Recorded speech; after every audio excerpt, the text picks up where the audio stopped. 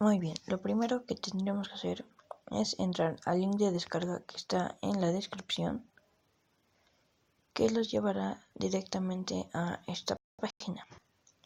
En mi caso yo ya la tenía preparada. No se preocupen, es una página confiable, no tiene virus ni nada por el estilo.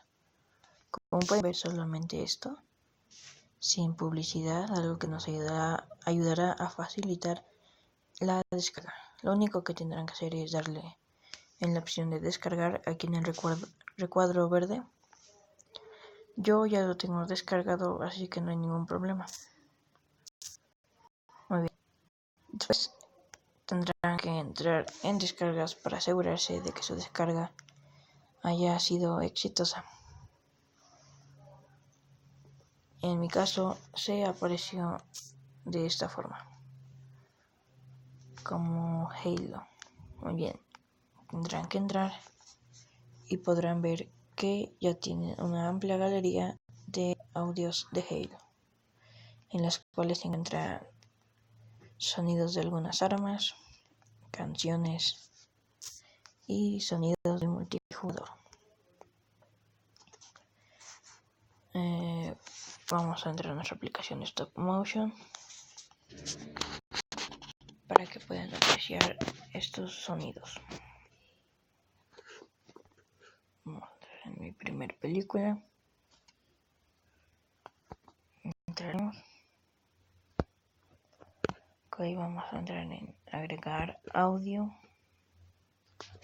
álbumes,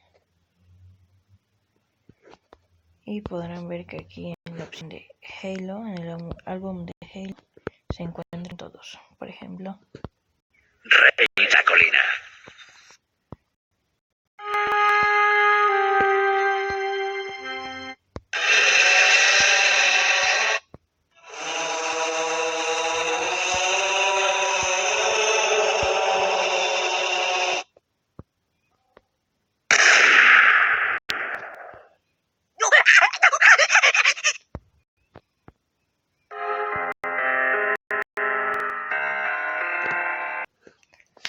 bueno, eso sería todo lo que necesitarían hacer para tener este asombroso pack de sonidos de Halo.